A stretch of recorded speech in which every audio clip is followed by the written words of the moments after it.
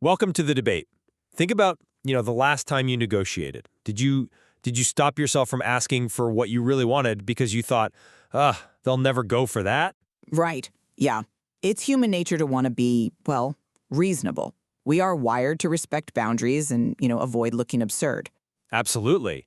But today, we're looking at a negotiation framework that argues that exact instinct, your desire to be reasonable, is actually guaranteed to kill your best deals.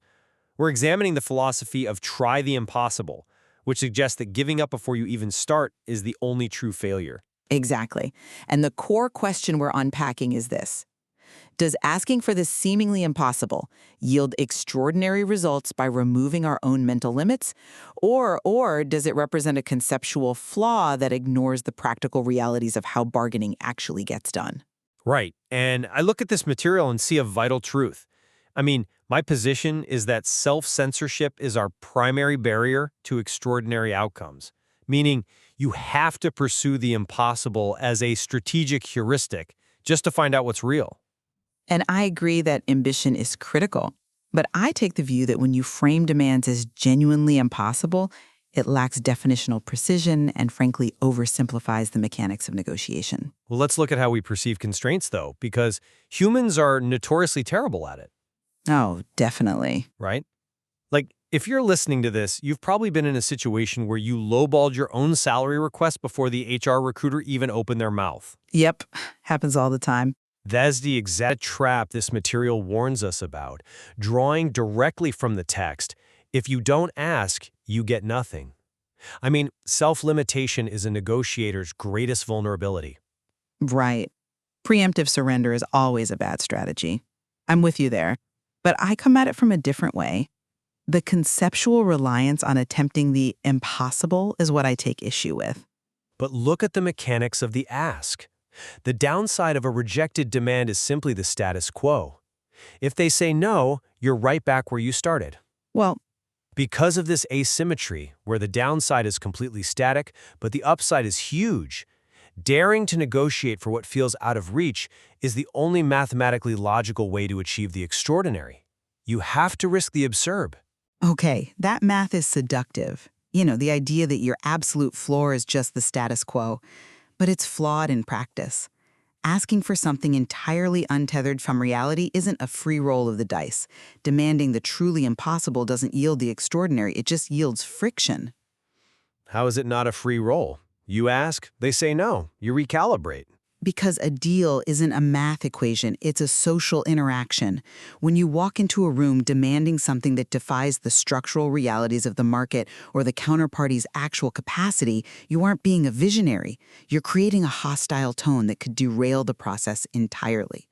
I see why you think that, but let me give you a different perspective. How else do you find their true limit? Think of it like testing a new material in structural engineering. Okay. You literally cannot know the actual stress limit, like the absolute breaking point of a deal, until you apply maximum pressure. If you only apply what you deem reasonable pressure, you leave value on the table.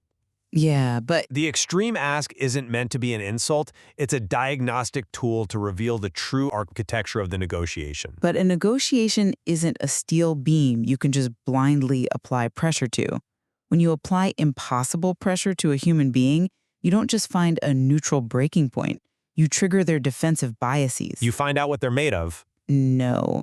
You make them feel like you're operating in bad faith and they shut down entirely. You might find their breaking point, sure, but you've broken the relationship before the extraordinary can even be achieved. You're assuming that our internal gauge for impossible pressure perfectly matches their reality. And that brings us to the material's core insight. What seems impossible to you might not be impossible for someone else. Right. This profound information asymmetry proves that our internal gauge for impossible is totally unreliable, which makes it imperative to push past it. That's a compelling argument, but have you considered the definitional clarity here?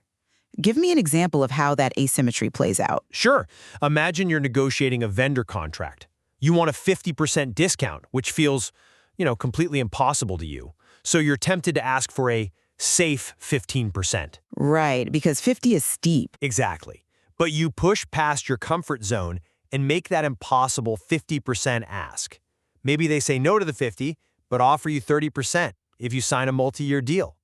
Why? Because their sales team is desperate to hit a quarterly quota you knew absolutely nothing about. Ah. That is the hidden value you would never find if you self-censored based on your own limited data. I love that example because it perfectly highlights my problem with this framework.